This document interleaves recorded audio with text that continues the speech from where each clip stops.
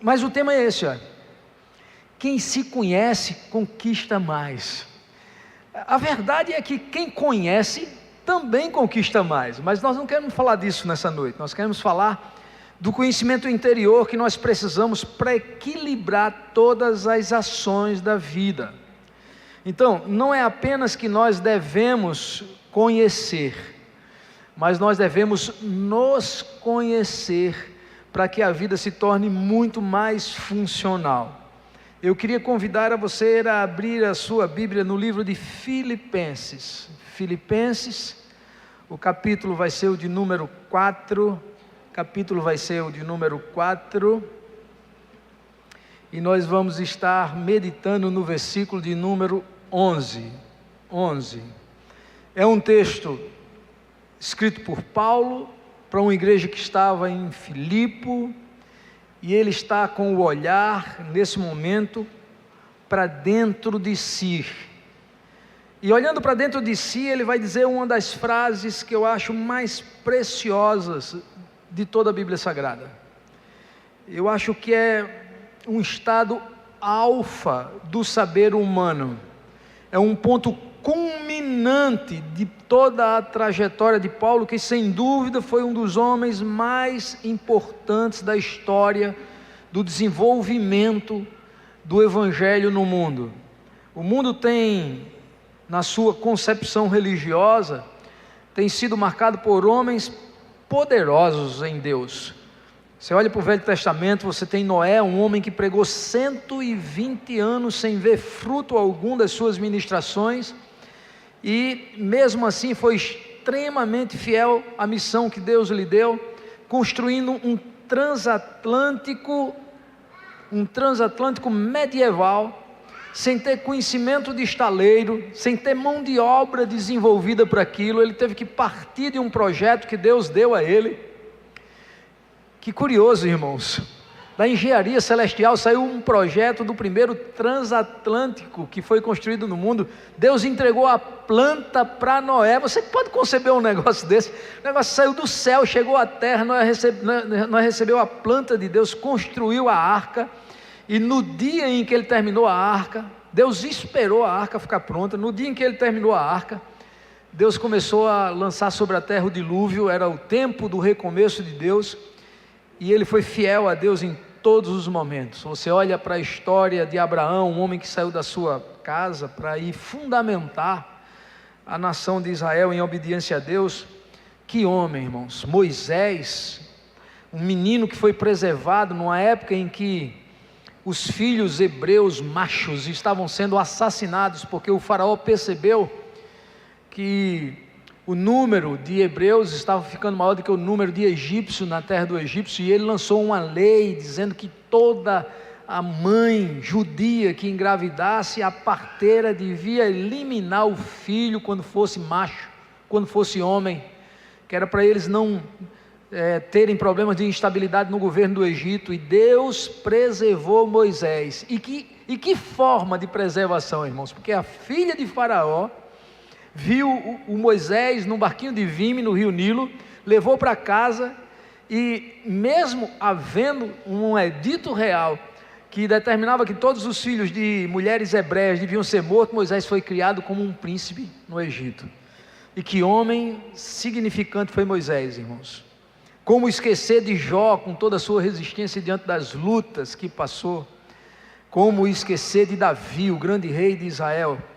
Como esquecer de Paulo, que foi quem fundamentou o Evangelho de Jesus Cristo? Jesus lançou as bases, mas a doutrina da igreja, ela está nas mãos de Paulo. Deus levanta Paulo, um fariseu, e aí com aquela conversão de Paulo, ele fundamenta o Evangelho e começa a primeira ação do Evangelho sendo espalhado pelo mundo na figura do próprio apóstolo Paulo. É ele, o missionário, que começa a espalhar a igreja do caminho, como era conhecida a igreja cristã, daqueles que seguiam a Cristo, pela Ásia e pelo mundo inteiro. Hoje, se o Evangelho chegou aqui, nós devemos em primeira instância a bondade de Deus, sem dúvida, mas também devemos a Paulo, porque foi ele o precursor de toda essa missão missionária que move o coração do crente até os dias de hoje.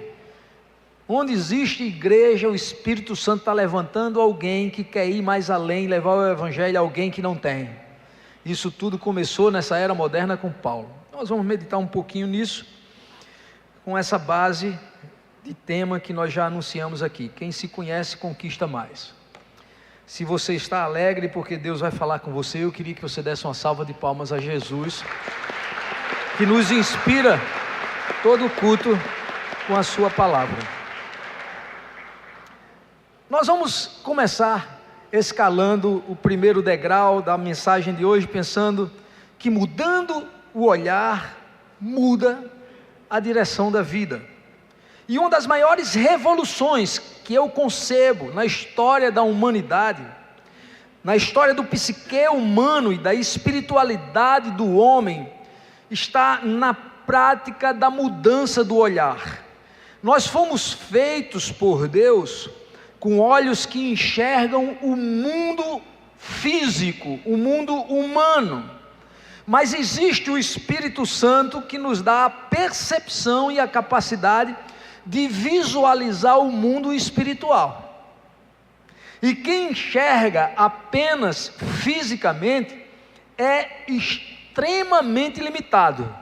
Agora, crente que passa a vida inteira sentado num banco de igreja, numa cadeira de igreja, que tem o recurso da oração, que tem convívio com o Espírito Santo que habita dentro dele, e não ora para receber abertura de visão, para enxergar mundo espiritual, é um ser que está perdendo muitas oportunidades de viver uma vida muito mais profunda, num nível de espiritualidade, conhecimento e entendimento muito maior do que o que ele pode viver. Eu determinaria que isso é um desperdício profundo de um recurso que você tem. Mas mais do que enxergar mundo espiritual, nós somos desde criança nós somos treinados para enxergar para fora. Toda a nossa visão está relacionada ao mundo externo. E obviamente que se eu quero ser um grande homem de Deus, ou se você, uma mulher, quer ser uma grande mulher de Deus, nós devemos ter a prática de aprender a olhar para dentro de nós. Porque se há uma forma de crescer em Deus, ela passa por uma autoavaliação e um autoconhecimento contínuo. A maioria dos problemas que eu já tive na vida foi por falta de autoconhecimento, porque se eu tivesse conhecimento de mim num nível maior, naquelas circunstâncias que eu pratiquei ou que eu agi daquela forma, eu não teria feito aquilo. Então eu percebo que esse é um dos maiores recursos que nós temos em Deus. Exercitar, portanto, olhar para dentro de si, é um exercício espiritual que eu tenho que começar a praticar na minha vida para que eu possa ficar treinado a me enxergar. Ninguém cria uma prática, ninguém regula uma ação, se aquilo não fizer parte contínua do seu cotidiano. Particularmente, eu costumei a olhar para dentro de mim nos momentos de oração, e eu sempre faço isso nas orações da noite, quando eu estou para dormir, porque aí eu tenho oportunidade de já fazer uma revisão do meu dia, e no lugar de nas orações da noite, eu expor as minhas necessidades a Deus, no lugar de eu conversar com Deus sobre as coisas que eu preciso, no lugar de eu perder muito tempo, inclusive agradecendo a Deus pelas coisas que eu vivi, coisas que eu faço na oração matinal, eu regulo as orações com os seus temas e os seus assuntos, para que tudo fique muito organizado e para que haja produtividade nas orações. Eu costumo nas orações da noite, muito mais fazer uma introspecção e mostrar a Deus as coisas que aconteceram no meu dia, e regulando cada ação na presença de Deus e pedindo a Deus para me orientar para que no dia seguinte eu faça melhor do que o que eu fiz no dia anterior. O Augusto Cury, ele disse uma coisa muito interessante acerca disso. Ele disse que aqueles que não têm coragem, aí eu faço uma pausa. Irmãos, a autoavaliação é um exercício que demanda coragem, porque nós não estamos afeitos a fazer uma autocrítica. A gente gosta muito de criticar os outros. Quer ver como isso é uma praxis humana? Quantas vezes você já se pegou fazendo uma crítica a outra pessoa? Quantos aqui já fizeram? Não estou falando nem de crítica destrutiva, uma crítica. Quantos aqui já criticaram outra pessoa? Levante a mão. Quantos aqui já criticaram o pastor? Eu não quero ver para não ficar com mágoa de ninguém, né? Aliás, pastor é a figura mais criticável do mundo, né? Porque você critica e sabe que não vai receber o revide, não é? Ele está controlado pelo Espírito Santo, mas cuidado que pastor tem dono. Mas a autocrítica é o que me faz crescer. Criticar o outro é uma ação natural, porque a gente enxerga muito bem o mundo exterior. Mas isso não vai me fazer crescer. O que vai me fazer crescer é olhar para dentro de mim e ver onde eu posso me melhorar. O Augusto Cury disse isso: aqueles que não têm coragem de olhar para dentro de si, nunca corrigirão as rotas da sua própria história. E aí eu percebo a preciosidade do autoconhecimento e da autocrítica, porque eu vou começando a desenvolver correções de rota. Aqui não está legal, eu vou melhorar aqui. Aqui não está legal, eu melhoro ali. E assim eu vou produzindo no meu coração um estado de vida que no profundo estado do meu ser visa simplesmente agradar a Deus. Porque Deus não vai se agradar de ações que não estejam alinhadas com a vontade dEle. Então, partindo desse princípio, na nossa última mensagem, nós usamos a figura caricata, emblemática, um dos caras mais interessantes da história bíblica, o Jacó, o homem que não se conhecia, o homem que não se autoavaliava, o homem que foi freado primeiro pela vida, nas suas ações deliberadas do seu ser, e depois freado pelo próprio Deus, naquele encontro enigmático, onde ele luta com Deus uma madrugada inteira, e onde Deus muda o seu caráter, e a partir daquele momento ele vai ser uma nova pessoa. Isso está caracterizado, inclusive, na sua mudança de nome. Aliás, é curiosa e interessante essa prática de mudança de nome, que é recorrente na história de Deus com a humanidade. Eu falei de Abraão no começo. O próprio Abraão teve o nome mudado, porque ele chamava-se Abrão, pai exaltado, e Deus mudou o seu nome para Abraão, pai de multidões. E isso tinha uma consonância com aquilo que ele iria ser de fato, porque expressava a promessa de que ele ia ser o pai da fé, aquele que manifestou a fé em seu estado mais colossal pela primeira vez no mundo.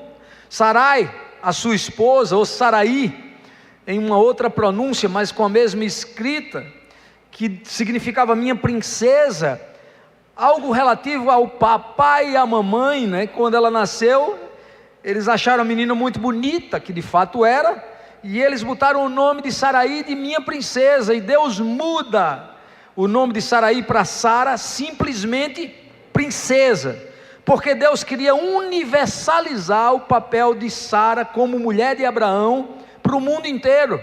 Na história da concepção da fé, se Abraão foi um príncipe, Sara foi a princesa, por isso que Deus muda seu nome. O caso de Jacó é emblemático, porque ele era um trapaceiro, e o seu nome tinha sintonia com isso. Deus muda o nome dele para Israel, príncipe de Deus. No Velho Testamento, os casos são múltiplos, mas no Novo Testamento a gente tem a presença da mesma prática feita por Jesus Cristo, porque quando Simão se aproximou do Evangelho, Jesus mudou o seu nome de Simão, que era caniço, fácil de se dobrar, de ser vencido, para Pedro, pequeno fragmento de pedra. Era uma proposta de que o Evangelho produz mudanças interiores emblemáticas na vida do cristão. Se a proposta do Evangelho é mudança de vida, você não veio ser crente para ser religioso, você veio ser crente para ter uma mudança interior de vida. E se você veio ter uma mudança interior de vida, um belo outdoor disso é Pedro. inclusive com todas as dificuldades, resistências, que você vai ver que ele conviveu com Jesus Cristo durante 3 anos, e mesmo tendo o nome mudado, e aliás essa prática de mudança de nome, instituída por Deus e alimentada por Jesus Cristo, nós percebemos que não era ela em si que fazia o indivíduo mudar, mas de todas as palavras que você fala na sua vida, eu não sei se você já percebeu isso, de todas as palavras que você fala na sua vida, que você vai mais falar é o seu nome, porque em qualquer lugar que você chegar, você vai ter que se apresentar, e no meu caso, eu falo até a exaustão, porque eu digo, meu nome é Arri, aí a pessoa olha a escrita e diz, não é Helry não, eu digo e por que chama Arri? Aí eu tenho que explicar, e tem ainda gente que chama Henri, Ari, Lanri, a mais comum é, como? Não é? E eu vou tendo que repetir o meu nome várias vezes. Então essa mudança de nome tem, lógico, uma carga profética de Deus, mas também tem uma carga de memória, de anúncio, porque se você fala muito o nome que você tem, e se Deus muda o nome dessas pessoas que mudou, o que Deus estava propondo é, lembre-se sempre que daqui para frente você não pode ser mais o velho homem que você foi. As práticas relacionais de vida, o comportamento, a forma de pensar, de agir, de reagir tem que ser diferente. E aí você vai ver que o próprio Simão tem uma dificuldade muito grande nessa mudança. É interessante que Jesus, em alguns momentos, ainda querendo chamar Simão à realidade da mudança que se processava por uma falta de olhar introspectivo, por uma falta de olhar para dentro, por uma falta de vigilância interior, ele ainda tem momentos, como por exemplo em Mateus 16, nos versículos 16 e 17, que Jesus olhando para Simão, aí ele diz assim, Simão Pedro, não é assim, Simão Pedro, não, Simão Pedro, o que ele estava dizendo, irmãos? Ele estava dizendo, Pedro, eu já mudei o seu nome para que a natureza mude, e você ainda está deixando reinar o velho homem dentro de você. Você precisa aprender a se autoavaliar, para que você possa, percebendo-se, lutar contra esse velho homem que ainda habita dentro de você. E há um momento emblemático, que é o momento que ele vai avisar que Satanás pediu a Deus para peneirar a vida de Pedro. Sabe como é que ele se refere a Pedro naquele momento? Você vai ver isso no capítulo 22 do Evangelho de Lucas, nos versículos 31 e 32, ele diz para Pedro, ele diz assim, Simão, Simão, Satanás pediu o Pai para peneirar você. Ele já tinha mudado o nome de Pedro, de Simão para Pedro, fazia tempo, 3 anos, mas nessa vez, mais assertivamente, e agravando o aviso, ele chama Simão, de Simão, Simão 2 vezes. O que ele está dizendo? Ele está dizendo para Simão, Simão, a natureza velha, que já devia ser dominante, continua reinando na sua vida, e você precisa se preparar para os eventos que estão vindo, você precisa se autoavaliar, olhar para dentro, e é interessante que debaixo desse conselho de Jesus a Simão, e desse anúncio profético, quantos já receberam uma palavra profética, e ficaram vigilantes no cumprimento dela? Quantos? Olha só, quantos receberam uma palavra profética e não creram nela? Levante a mão. Eu já. E quantos que não creram viram a palavra se cumprindo? Eu já. Um dia Deus usou uma irmã para me avisar que eu ia ser sequestrado por um bando que tinha assaltado um banco. Quer dizer, eu vim descobrir que o sequestro era nesse tom depois, mas ela disse que eu ia ser sequestrado porque Deus tinha interesse no chefe do bando para alcançar o seu coração, porque uma mãe que era crente orava para ele voltar para o Evangelho, e ele estava desviado do Evangelho e se envolveu numa militância no crime. E quando aquela irmã deu essa palavra profética que eu ia ser sequestrado, eu disse: não, Deus, pelo amor de Deus, tanta gente de dinheiro, eu quebrado, eu vou ser sequestrado para quê? Tudo que eu ganhei no Evangelho, eu sempre devolvi ao Evangelho. Aliás, tudo que eu ganhei na vida, eu sempre devolvi ao Evangelho. Sempre tive prazer de investir na obra de Deus. Sempre foi assim na minha vida. E naquele momento em que isso aconteceu, nós estávamos no auge de todos os gastos que nós já fizemos no Evangelho. E não é que aquilo aconteceu, irmãos. Jesus estava avisando isso a Pedro. E ele não deu importância nenhuma. Ele disse: não é comigo essa palavra, Jesus, porque eu estou pronto a ir com você até a morte. Percebe a distonia entre realidade e a percepção de como Pedro se enxergava? Essas coisas acontecem porque nós fazemos muito pouca introspecção. Nós olhamos muito pouco para dentro de nós mesmos. Nós precisamos ser o atalaia e o vigia das nossas vidas. Se algo está em risco a cada manhã, é a minha espiritualidade e a minha comunhão com Deus. Se para entrar no reino celestial na hora do arrebatamento da igreja, eu preciso estar com a minha vida no altar de Deus, eu tenho que diariamente ter um olhar introspectivo que me faça avaliar a minha vida e que produza crescimento na minha relação com Deus. Deus mudou o nome de Saulo também, o nosso personagem de hoje, para Paulo. Qual a proposta de Deus em instituir essa necessidade de um olhar espiritual para dentro de nós mesmos? Em primeira instância, Deus institui isso porque Ele quer que eu enxergue com clareza os meus pontos fortes, mas principalmente também os meus pontos fracos.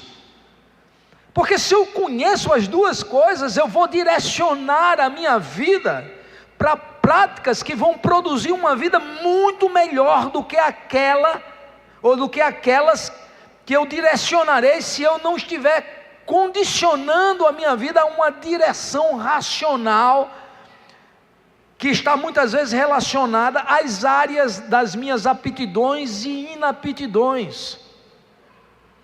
Você imagina que se Davi conhecesse os seus pontos fracos, ele jamais teria ido passear no seu alpendre no dia em que ele viu a Batseba tomando banho.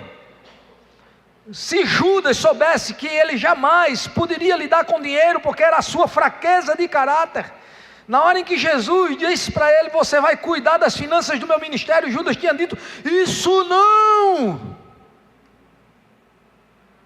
Mas a gente não consegue ter uma visão espiritual para dentro de nós mesmos, e por isso a gente fica sem mapear aquilo que são os nossos pontos fortes e os nossos pontos vulneráveis.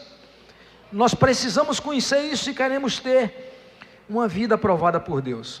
Em segunda instância, eu acho que quando você começa a passar por esse processo de começar a enxergar a si mesmo, você toma decisões mais assertivas na sua vida. E decisões mais assertivas vai fazer você errar muito menos. Quantas decisões você já tomou na sua vida que geraram problemas terríveis? E eu vou caracterizar isso com a dirigibilidade de um veículo. O grande problema é que quando você toma decisões erradas, muitas vezes para consertá-las você tem que voltar atrás quilômetros e quilômetros e quilômetros. No caso da vida, você tem que voltar anos. A vida às vezes fica paralisada por causa de decisões equivocadas que você tomou na vida.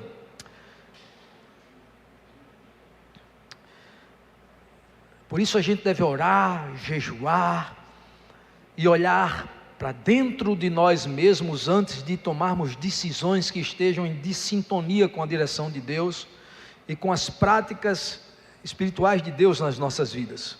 Em terceira instância, eu acho que olhar para dentro de si, com uma visão espiritual, é muito mais produtivo do que olhar para a vida dos outros. E na geração Instagram e YouTube, nós estamos acostumados a olhar só para o lado de fora a vida dos outros, quando na verdade nós devíamos olhar para dentro de nós mesmos, desenvolvendo um senso de autocrítica que iria produzir melhoria contínua na nossa existência. Uma das coisas que eu aprendi na minha vida é que, olhando para dentro de mim, eu desenvolvi uma confiança em Deus muito mais profunda do que o que eu tinha. Porque cada vez que, fazendo uma autocrítica, eu percebi que ia precisar da ajuda de Deus, e eu recusei a ajuda de Deus, Ele me atendeu para eu melhorar naquela área, eu percebi o quanto a atitude de Deus em relação a mim é positiva, ativa, direta e favorável à minha existência. A Pedro, naquela hora que foi avisado, faltou humildade, faltou sujeição, faltou força interior para reconhecer as suas fragilidades, porque ele não tinha uma boa disciplina de autocrítica. No Velho Testamento isso passa a ser um ensino básico de Jesus Cristo. Se você, por exemplo, chegar a Mateus capítulo de número 7, versículo de número 3, você vai ver que no Sermão do Monte, um dos pontos ápices da ministração de Jesus é esse. Ele diz assim: por que você repara no argueiro que está no olho do seu irmão, quando você tem uma trave enganchada no seu? Do que Jesus está falando, irmãos? Ele está falando de autocrítica. Ele está dizendo: vocês enxergam muito para fora, mas para dentro vocês enxergam muito mal. Vocês se incomodam com um argueiro que está no olho do irmão. Irmão, eu estou vendo que você está com argueiro, deixa eu soprar. Mas você não tira as traves que estão dentro dos seus olhos. Em Mateus capítulo 16, 26, de forma muito clara e contundente, Jesus vai nos espremer contra a realidade da vida, quando ele diz assim: que proveito existe em ganhar o mundo inteiro se você perder a sua própria existência? Ele está falando daquele sentimento evangelístico que a gente tem de muitas vezes querer melhorar a vida do outro, quando na verdade inspira mais o outro eu melhorar a minha. A gente quer mudar o mundo à nossa volta mudando o outro. Eu mudo o mundo à minha volta quando eu mudo a mim. Para mim mudar o outro eu vou depender do outro. Para mim mudar a mim eu só dependo de mim, e com a ajuda de Deus eu consigo fácil. Hoje eu quero oferecer esse contraponto entre o que a gente viu a semana passada na vida de Jacó, um ser extremamente imperfeito, a existência de um Saulo, que foi um homem criado na religião. Aliás, a Bíblia nos apresenta Saulo assim, ele diz assim: eu sou fariseu, filho de fariseus. Atos dos Apóstolos 23 e 6. Quando Paulo, ele diz: eu sou fariseu, filho de fariseu, sabe o que ele está se autodenominando? Ele está dizendo assim, que a religiosidade, no caso da minha família, é uma instituição e um valor que tem passado de geração em geração. Meu pai era fariseu, me ensinou a ser fariseu, eu estou sendo fariseu e vou ensinar meus filhos a serem fariseu. E entre outras palavras, a religiosidade de tradição familiar não produz mudança nenhuma de vida.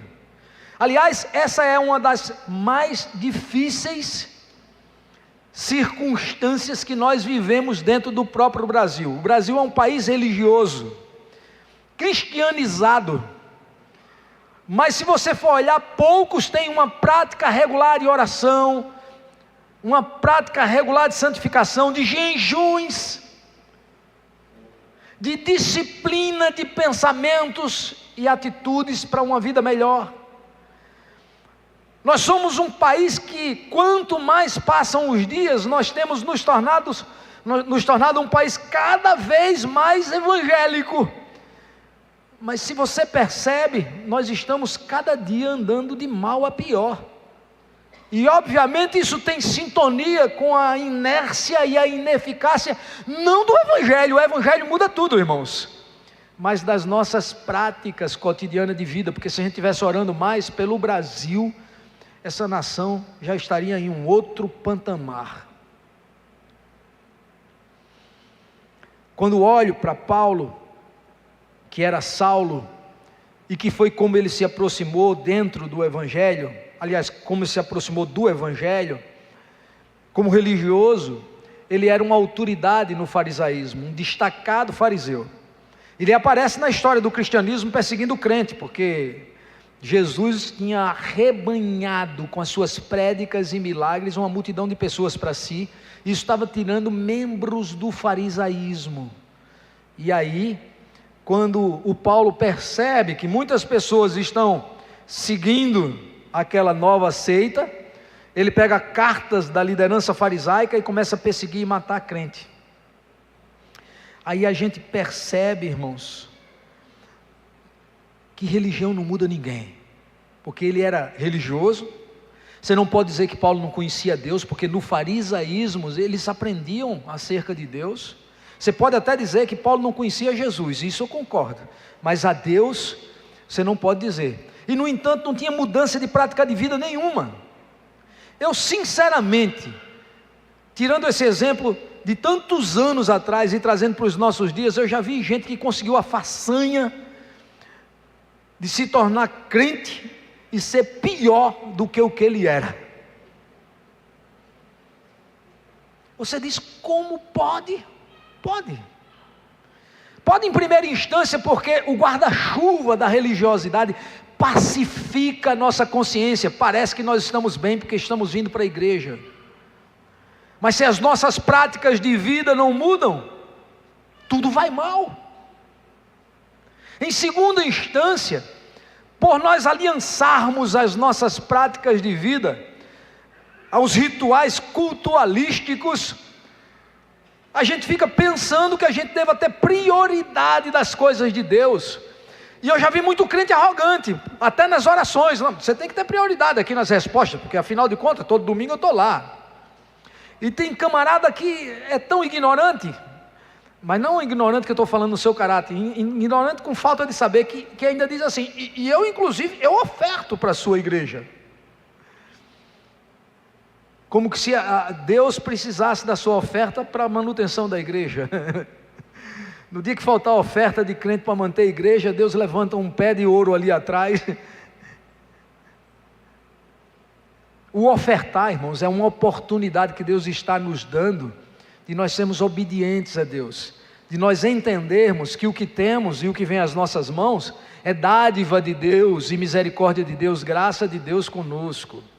Se existiu uma fruta lá no passado que Deus disse, não coma, hoje talvez o dízimo seja a maçã do momento. Deus disse, sustente a minha obra com dízimo e com as ofertas, e Deus testa a nossa obediência aí. Mas Deus não precisava disso, se quisesse sustentar a sua obra de uma outra forma. O que eu percebo então, é que o que muda, se religião não muda, é o desejo humano, de ser para Deus o que Ele espera que você seja para Ele.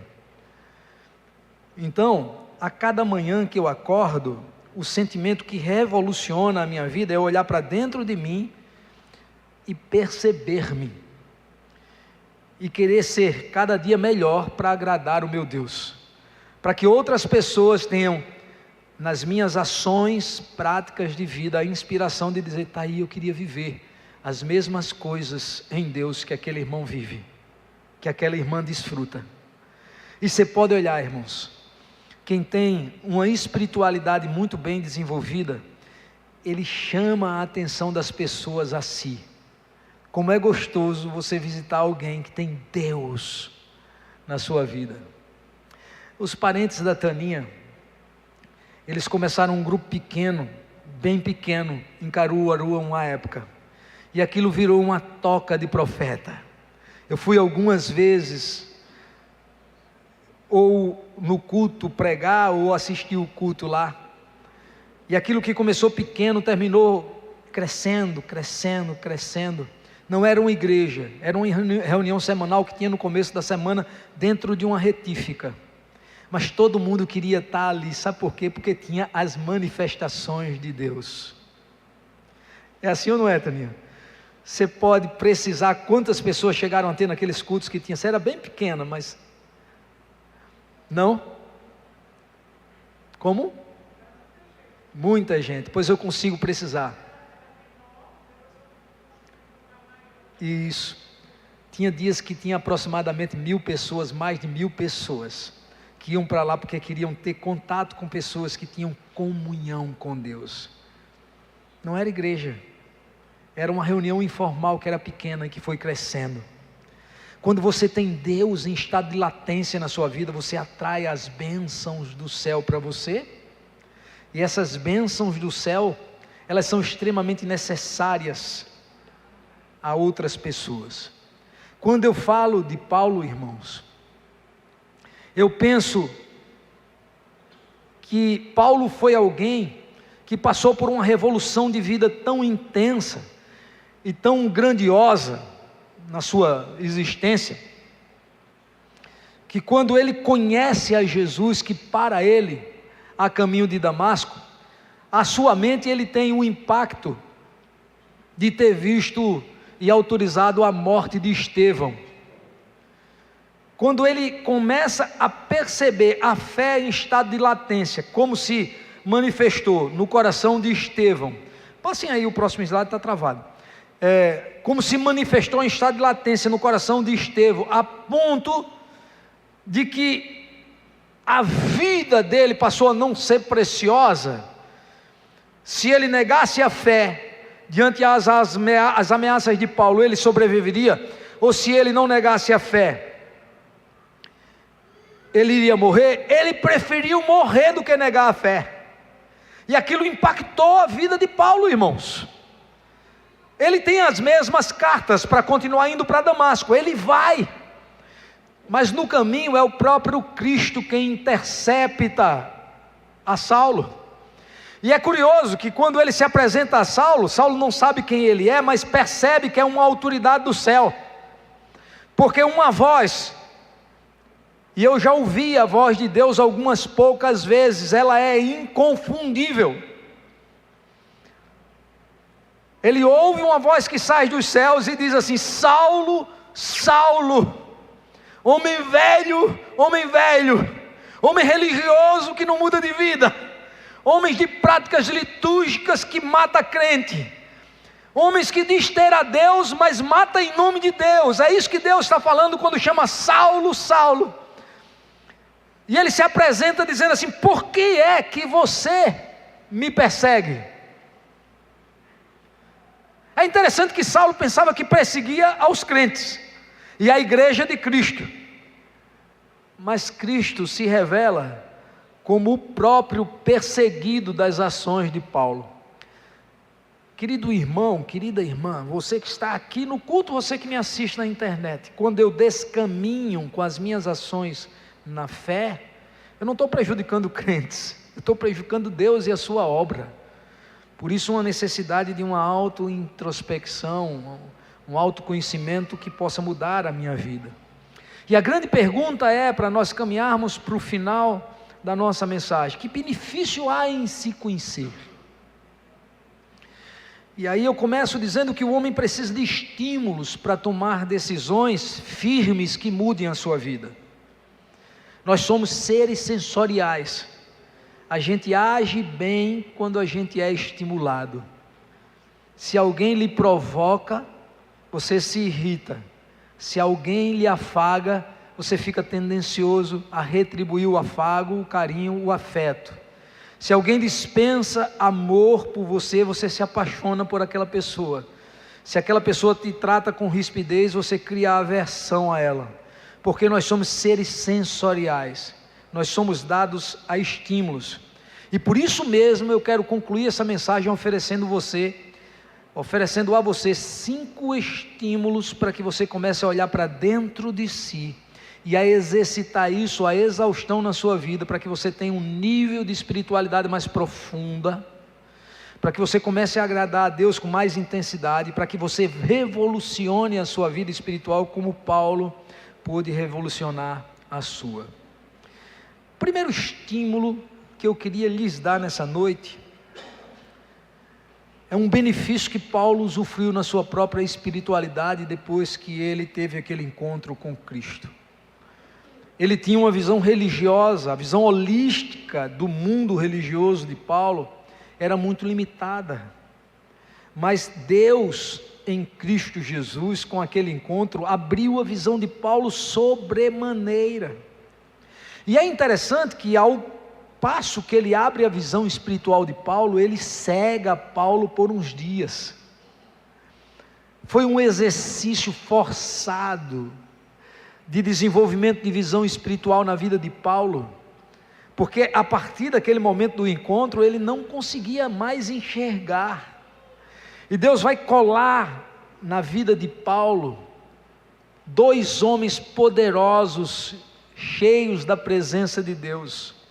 Um deles é Ananias. O homem tinha tanta comunhão e intimidade com Deus, que quando Paulo cai do cavalo que fica cego, Deus vai conversar com Ananias, e ele diz: Ananias, você vai para a rua direita, no número tal, na casa do fulano de tal, porque lá tem uma pessoa que eu quero que você ore por ela, porque eu tive um encontro com ela, com a intenção introspectiva de fazer ele mudar de visão. Eu quero revolucionar a visão religiosa daquela pessoa, e ele, para que isso aconteça, eu deixei ele sem visão natural, ele não está enxergando. Você vai orar, e ele vai voltar a enxergar. E o Ananias, quando Jesus falou com ele aquele negócio, ele disse: pronto, estou aqui, vamos lá. Como é o nome dele? É Saulo. O Ananias disse assim: e o que foi que eu fiz? Você quer que eu morra? Esse camarada está matando crente para tudo quanto é canto. Aí Deus dá aquela notícia que Ananias precisava ouvir para começar a discipular Paulo: calma, Ananias, eu já tive um encontro com ele, e eu vou transformar Saulo em Paulo, e o perseguidor agora vai ser o mais ardoroso e apaixonado disseminador da semente do meu evangelho. De perseguidor ele vai se tornar perseguido. Vá lá que ele já está diferente. E o Ananias vai, e depois Jesus cola Barnabé, irmãos, para discipular Paulo. Quando eu era novo convertido, teve um irmão que compôs uma música, era tão bonitinha, e era seu nome Barnabé, natural de Chipre, também chamado de José, homem das consolações. Quando eu lembro dessa música, eu associo ao personagem Barnabé, que discipulou Paulo, irmãos, e consolou o coração de Paulo, e credibilizou Paulo diante dos apóstolos. Quando Paulo passou a reconhecer-se, depois do encontro com Cristo, muda a sua visão interior, e você vai ver Paulo dizendo no capítulo 7, versículo 24 e 25, miserável homem que sou, quem me livrará da semente do pecado que muitas vezes quer me levar de novo à morte? Ele apresenta esse quadro de que todos os dias a semente continua habitando dentro de mim, e eu preciso ficar vigilante para que as minhas ações correspondam à necessidade que eu tenho de estabilizar a minha comunhão com Deus, para que a minha fé se estabeleça. E ele se autodenomina de miserável, mesmo já tendo deixado de ser Saulo e sendo Paulo. Essa visão introspectiva dele, de que mesmo tendo revelações profundas, mesmo tendo mudado de vida, mesmo passando a viver para o Evangelho, ele continuava sendo miserável, deu a Paulo a humildade de viver na dependência de Deus a sua existência do início até o fim. E na mesma frase que ele se autodenomina de miserável, ele encerra ela dizendo: mas eu dou graças a Jesus Cristo, que me alcançou e se tornou o meu Senhor. Com olhos espirituais, irmãos, eu percebo as guerras produzidas pela semente do pecado que habita no meu coração. E aí passo em primeira instância a desenvolver um espírito humilde e dependente de Deus. Quem reconhece a sua fraqueza não confia em si mesmo. Maldito o homem que confia na força do seu braço, diz o texto da palavra de Deus. Esse reconhecimento levou Paulo, o grande Paulo, a viver em estado de dependência constante e contínua de Cristo. Em segunda instância, quando eu olho para dentro de mim e eu consigo me perceber, eu vou ver que eu tenho necessidade de depender constantemente da obra de Cristo em mim. Sem esse nível de aperfeiçoamento diário que a presença de Deus produz em mim, o mundo, com todas as suas atrações, com todas as suas exposições, você já percebeu quanto tempo você se expõe, seus olhos, a sua visão, os seus sentimentos, quanto tempo de exposição você tem de coisas do mundo, e quanto tempo você tem de coisas espirituais? Nós nos expomos muito mais tempo, todos os dias, de coisas do mundo, do que de coisas espirituais. Então todos os dias eu tenho que deixar Cristo estar reinando na minha vida e aperfeiçoando sua obra em mim, senão eu vou ficar um crente carnal. Paulo diz em Efésios, olhando para dentro de si, se enxergando limitado, eu posso todas as coisas naquele que me fortalece. O seu segredo não era que ele tinha uma grande força interior. Alguém que olhe para alguém e diz: que irmão de força interior, que irmã de força interior profunda é uma tal de Andréia do Paulinho. Irmãos, eu fui num culto na Batista Gênesis no domingo de manhã, hoje aconteceu isso. Eu vi o testemunho dela, que coisa poderosa, a mulher enfrentando um câncer, o médico dizendo: vai morrer, e ela dizendo: não vou, em nome de Jesus, e tomando posse daquela fé que a movia na direção da cura. Irmãos, é a força que a Andréia tem? Não, meu irmão, é o Cristo que lhe fortalece. Literalmente todos nós somos frouxos. Quando a gente vê um ai, a gente já está, eita, é comigo. Onde foi? Pegou em mim. Mas quando você tem uma visão introspectiva real, e quando você conhece as suas limitações, e você deixa Deus expandir a sua resistência pelo temor e pela fé e pela obediência à sua palavra, aí sim, Deus em você se torna poderoso. Cristo em nós, a esperança da glória. Eu vou repetir: Cristo em nós, a esperança da glória. Em terceira instância, irmãos, ainda falando de visão espiritual, quem tem visão espiritual passa a ter discernimento espiritual. Você sabe que um dos maiores problemas que a humanidade tem é falta de discernimento espiritual. Muitas brigas entre marido e mulher deixariam de existir se a pessoa enxergasse o mundo espiritual que está à sua volta e visse que tem demônios fulvilhando no entorno daquela discussão para produzir um desentendimento que faça os dois, entre outras coisas, desejarem se separar. Coisa do cão. A Bíblia diz que Deus abomina o divórcio. Eu vou alimentar isso na minha vida? É certo que muitas vezes a gente já chega na casa de Deus divorciado. Vai fazer o quê? Nem tinha ciência das coisas. E é certo que muitas vezes não depende só da gente, é um consórcio, é uma aliança, é uma sociedade o casamento. Mas em todo o divórcio, no entorno dele, havia muita atividade demoníaca, e nós precisamos ter visão espiritual para não permitir que isso se torne reincidente nas nossas vidas. Paulo disse em 1 Coríntios capítulo 2 e 15, que texto poderoso, irmãos: quem tem visão espiritual discerne todas as coisas, e de ninguém é discernido. Eu vou repetir: quem tem visão espiritual discerne todas as coisas, e de ninguém é discernido. Você sabe quantas vezes esse dom já me livrou de apuros? Uma quantidade de vezes, de perder a conta. Não.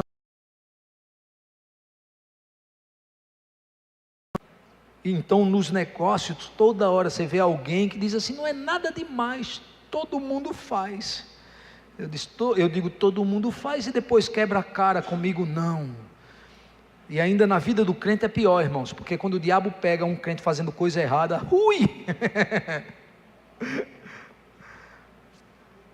Quem tem visão espiritual tem discernimento. Quem tem visão espiritual busca crescimento na santificação. Você sabe porque muitas pessoas que estão dentro da igreja não pensam em santificar-se? Porque não há visão introspectiva do bagulho, do acúmulo de lixo, da impudícia que tem dentro dele. Porque se nós enxergássemos quem nós somos, nós lidávamos com jejum com uma prática muito regular, com oração com muita intensidade, porque só esses dois elementos juntos produzem poder suficiente para a gente ter força para quebrar todas as amarras do mal que habitam dentro de nós. Santificação, irmãos, é tema central de Deus para a vida do crente, mas hoje caiu em desuso no meio da igreja. A Bíblia diz: sem santificação você não vai ver a Deus. Por último, ainda em primeira instância, no estímulo da visão espiritual, eu quero lhe dizer que quem tem visão espiritual oferece um testemunho realista de quem é, sem nenhuma adorno espiritual. Paulo, ele dizia assim: miserável homem que sou. Em outra instância ele disse assim, que aquilo que de bem ele queria fazer, ele não fazia, e o que de mal ele não queria fazer, ele estava fazendo. E foi Paulo quem disse isso. Ele não enfeitou a noiva para vender a noiva cheia de defeito, como algumas pessoas fazem com o carro, né? O motor batido, o cara vai e bota uma banana dentro do motor para poder tirar o barulho do motor e vende para o outro se ferrar depois com o carro com o motor batido. O nosso segundo estímulo é que a consciência muda de forma profunda e você expande limites quando você começa a olhar para dentro de si. E esse segundo benefício, ele vai nos permitir a viver para muito acima da pacificação que a religiosidade ela nos traz. Quando você vê uma pessoa que está vivendo num nível de espiritualidade muito equilibrado, porque aprendeu a se autoavaliar, você vai ver que ele vai querer muito mais do que viver na superficialidade da fé. Sabe o que é a superficialidade da fé? É vir para o culto, assistir a palavra, depois ir para casa, dar uns glória a Deus quando chega em casa, e está tudo bem. Quem vive imerso na presença de Deus, e quem traz a presença de Deus sob estado de vigilância, olhando para dentro de si todos os dias, vai querer desfrutar do máximo que Deus quer nos ofertar. Por que eu vou viver a miséria de viver uma espiritualidade rasa, se eu posso ter os dons espirituais em estado de efusão na minha vida? Quando você aprende a se olhar, a olhar para dentro de si, você vai contando quais são os dons do Espírito que eu tenho aqui. Peraí, esse aqui eu ainda não tenho, eu preciso desenvolver. Esse aqui eu tenho, mas não estou usando. Para que Deus me deu se eu não estou usando? Está ficando aqui inútil na minha vida? Ele me deu, eu não estou usando? Não pode, eu tenho que ativar. Vou orar para que Deus ative. Você começa a ser muito mais do que você era. E você quer saber? Tem muitas pessoas fazendo muitas coisas para crescerem na vida. Pós-graduação, faculdade, 1, 2, 3, cursos os mais variados possíveis, mas eu aprendo que nada disso é inócuo. Pode continuar estudando, mas eu aprendo que a forma mais rápida de projeção está em ativar os dons espirituais. Te dou uma prova. Um dia o faraó precisou de alguém no governo do Egito que trouxesse revelações, que esclarecesse a sua visão. Não tinha nenhum, e foi o dom que habitava em José, que projetou José de presidiário a governador do Egito. Irmãos, quem tem dons em estado de efusividade, se projeta na vida. E quando você não faz isso, sabe o que é que acontece? Quem se projeta são as macumbeiras do cão. Porque com pseudos revelações ficam trazendo. Aqui a gente já teve um governador que era lagoano, que levava a gente lá de Arapiraca para trazer revelações em final de semana, em centros de candomblé e umbanda, que fazia sessões na casa dele lá, na tal casa que, né, não vou citar o nome. Por que isso acontece, irmão? Porque está faltando homem de Deus que traga a revelação, mulher de Deus que traga uma palavra de Deus que revolucione a vida das pessoas. O sentimento não é impróprio, ele queria uma palavra que viesse do alto. Como não conhecia, trazia a pessoa errada. Ei, deixa eu te dizer uma coisa, você é a pessoa que Deus tem no mundo para impactar essa geração, e você não vai conseguir isso se você não olhar para dentro de si e não começar a pensar: eu preciso ser, eu preciso ter, eu preciso fazer muito mais do que o que eu tenho feito. O terceiro benefício daquele que aprende a se olhar é que ele cria uma identidade com Cristo. E a minha identidade primária com Cristo é de gratidão, irmãos. Se você perguntar assim: pastor, quando você olha para Cristo assim, quando você visualiza Cristo, qual é a identidade que você forma dele? A identidade que eu formo dele é que ele pagou a hipoteca do pecado que me levaria ao inferno.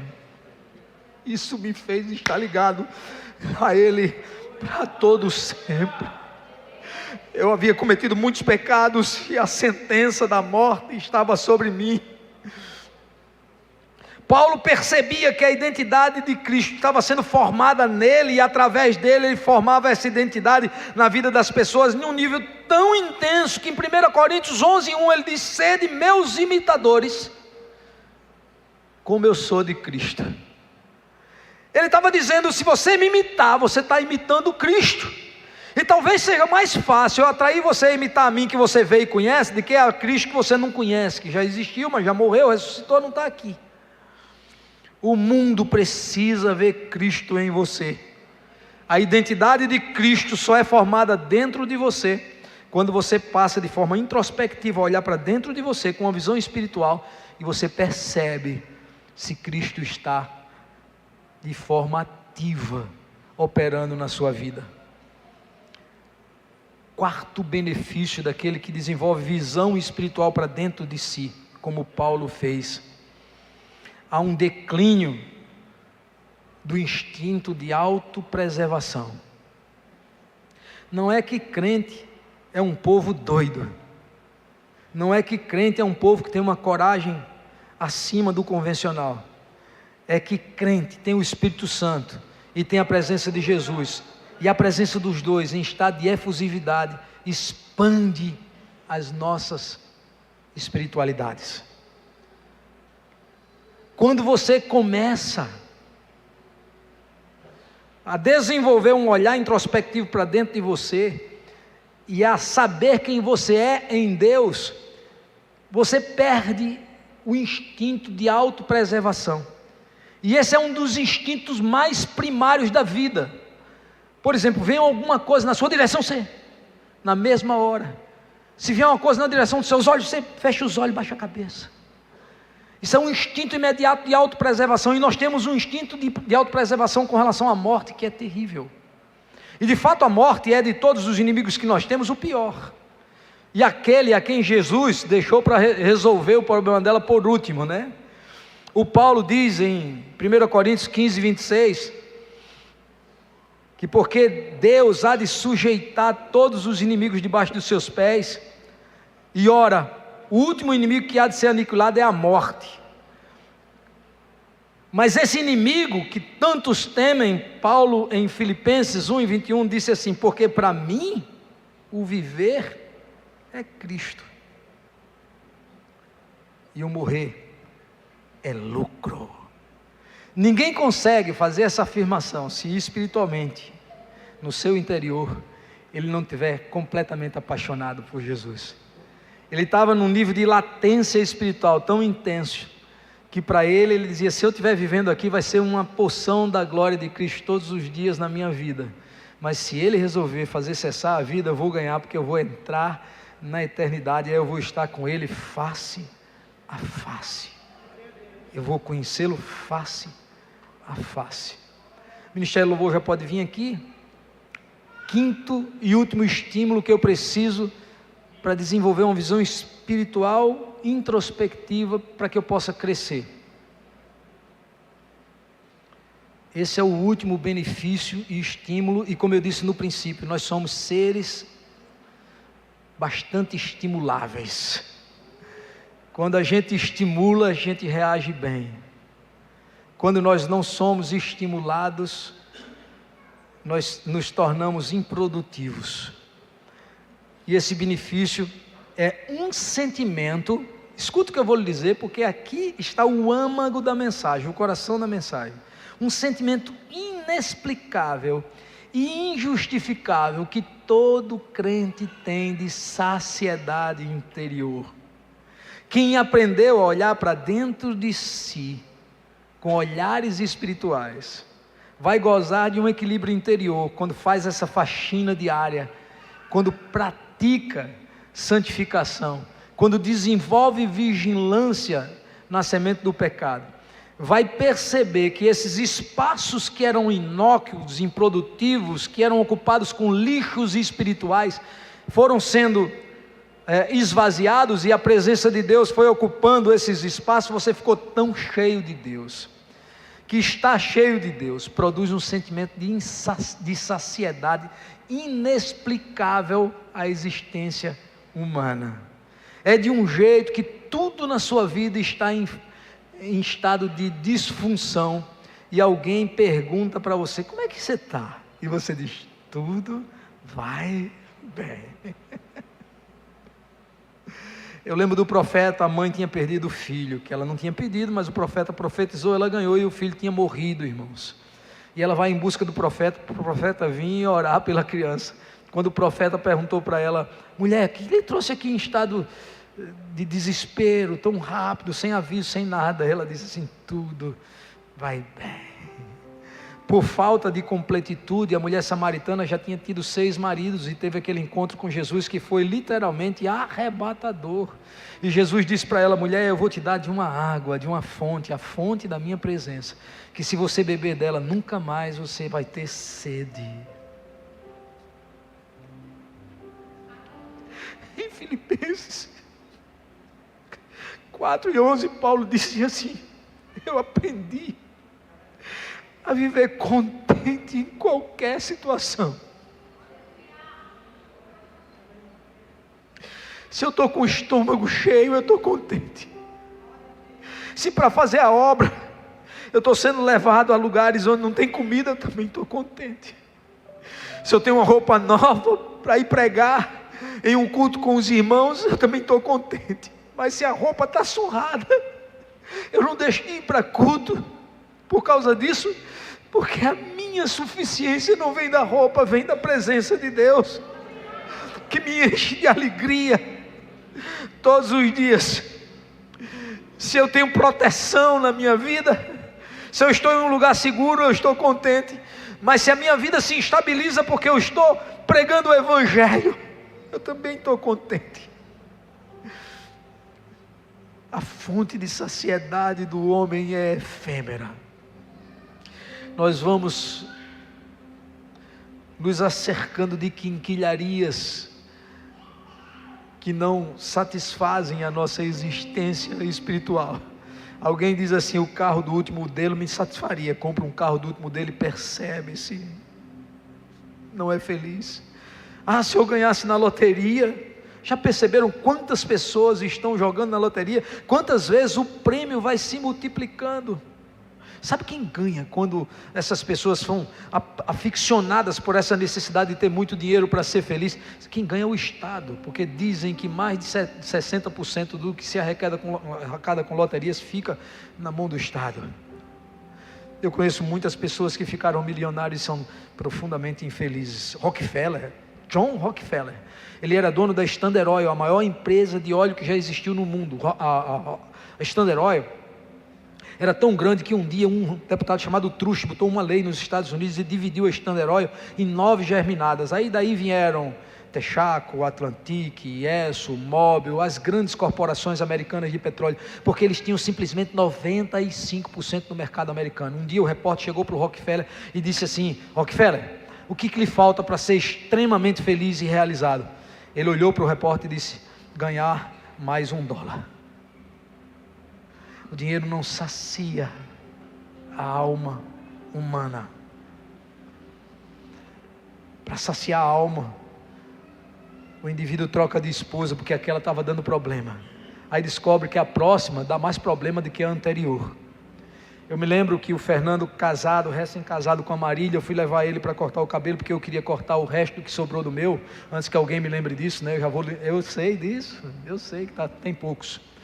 E aí quando eu cheguei lá, tinha um homem numa cadeira dizendo assim: eu estou lá no 12º casamento. Eu olhei assim e digo: meu Deus, quando foi que eu trouxe meu genro? E ele saiu contando as desventuras dele e as aventuras. Meu Deus, isso é uma aula de prostituição, de marido infiel. Eu trouxe o Fernando para o lugar errado. Aí daqui a pouco eu olhei assim para o homem e eu disse: Deus, me dá uma palavra para eu apagar isso da cabeça do meu genro, que ele está começando o casamento. Esse é o primeiro mês de casado com a Marília. E Deus disse assim: pergunta a ele quem foi a melhor. Aí eu disse: ô moço, você já teve 12, tem uma experiência com mulher terrível. Qual foi a melhor mulher que você teve? Ele disse: a primeira. Se eu soubesse, nunca tinha deixado ela. Uhul. Eu olhei para o Fernando e disse: tu está na primeira, fica nela, viu? Irmãos, Paulo disse: eu estou satisfeito, porque eu aprendi a viver contente em qualquer situação. Estar contente, estar satisfeito, é um estado da alma, não é um sentimento. Você não fica contente porque você colocou coisas que te agradam e você está contente por isso. Você pode até ficar alegre porque você passou num concurso, mas isso não é estar contente. Eu vejo pessoas que se alegram porque passou num concurso e depois dizem assim: meu Deus, se eu soubesse que o trabalho ia me trazer todas essas dores, eu não teria ficado alegre. Estar contente é ter Deus em estado de efervescência no nosso coração, porque Ele é quem produz a latência da saciedade no coração do homem. E Paulo nos ensina isso. O grande projetado fariseu perdeu tudo por causa do Evangelho, e perseguido, aprisionado várias vezes, apanhou diversas vezes, enfrentou naufrágio, perigos de mortes em rios perigosos, com jacarés, animais peçonhentos. Um homem que viveu a sua vida no limite entre a vida e a morte, por ser um grande anunciador do Evangelho. Ele disse assim: eu aprendi a viver contente em toda e em qualquer situação. Se você quer ficar contente, olhe para dentro de você agora e se auto-ministre e diga: ei, mundo meu interior, você precisa ser cheio de Deus. Se você for, você vai estar contente em qualquer situação. O louvor vai cantar uma música, daqui a pouco eu volto com a oração final.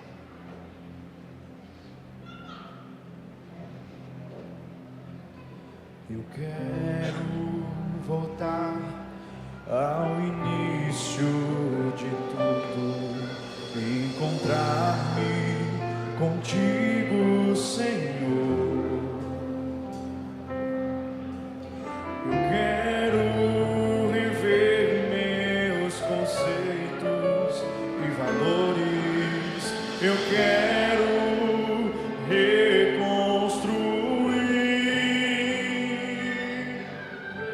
vou regressar ao caminho, vou ver as primeiras obras, Senhor. Eu me arrependo, Senhor, me arrependo, Senhor, me arrependo, Senhor. Eu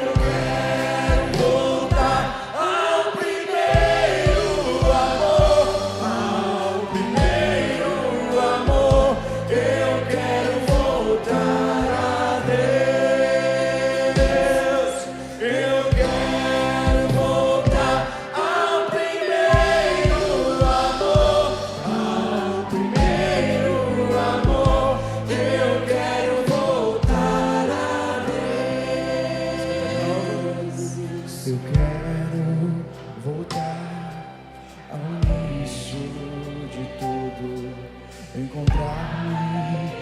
contigo, Senhor. Eu quero rever meus conceitos e valores. Eu quero reconstruir. Vou regressar ao caminho, vou ver as primeiras obras, Senhor. Eu me arrependo, Senhor, me arrependo, Senhor, me arrependo, Senhor.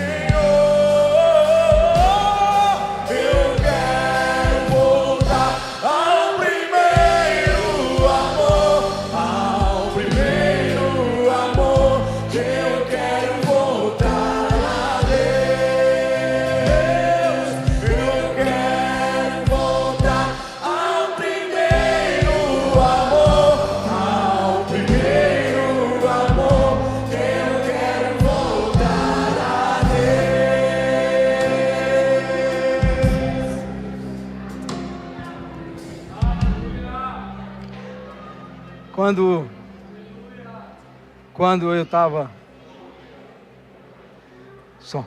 Quando eu estava preparando essa mensagem, eu estava me lembrando.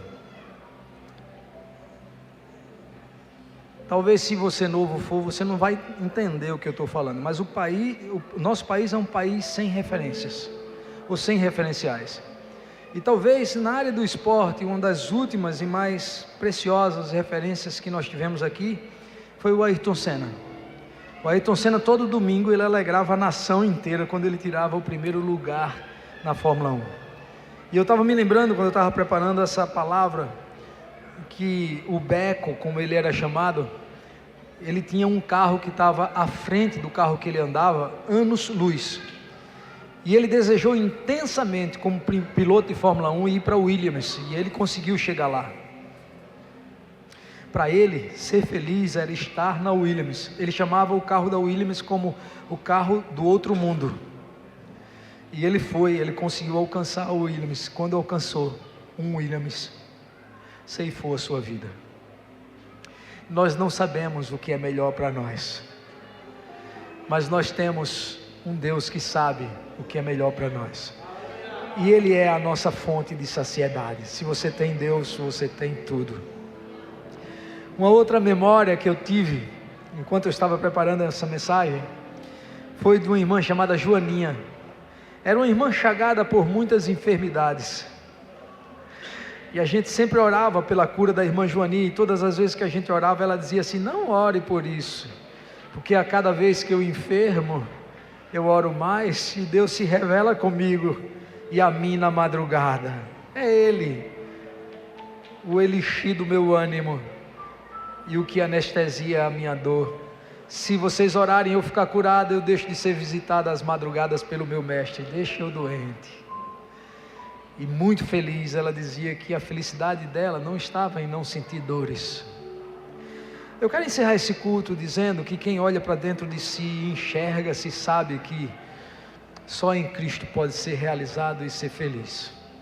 Se você nunca entregou de verdade, sem reservas, por completo a sua vida nas mãos de Jesus, eu queria convidar você a entregar a sua vida hoje. E se você quer fazê-lo, levante assim a sua mão. Eu queria conhecer onde você está para orar por você. Você quer entregar a sua vida a Jesus no dia de hoje? Se você quiser também, pode vir aqui à frente, não tem problema. Eu quero orar por você. Nós temos uma família vindo? Ou não? Não, né? Tem alguém que quer aceitar Jesus nessa noite, irmãos? Levante assim a sua mão. Ore por quem está do seu lado, que você identifica que essa pessoa ainda não fez essa decisão. Talvez você saiba porque você tenha sido a pessoa que a convidou. Há cadeias espirituais que precisam ser quebradas, correntes espirituais que precisam ser quebradas nessa hora. Eu vou pedir pela última vez e perguntar se você quer entregar a sua vida à fonte de toda saciedade que é Cristo. Se você quiser, levante a sua mão, eu quero orar por você. E não havendo ninguém que queira tomar essa decisão, nós vamos encerrar esse culto com oração. Feche seus olhos, vamos falar com Deus. Pai querido, nessa noite, permita-me revelar para você uma necessidade intensa que eu tenho no meu coração, de conhecer-me a mim, e conhecendo-me a mim, pedir ajuda a você, como pediu Davi, para que eu tenha um coração inclinado a te obedecer, e um espírito estável, que resolva fazer a sua vontade todos os dias da minha existência. Seja assim com meu irmão também, com a minha irmã. Eu oro assim, pedindo essa graça, no nome de Jesus, porque como Paulo, eu também quero dizer, eu aprendi a viver contente, em toda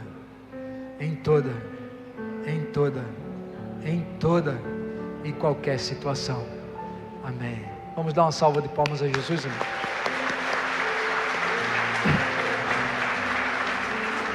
O amor de Deus, a graça do Senhor Jesus e as consolações do Espírito Santo sejam com você e com toda a sua casa, em nome de Jesus. Amém?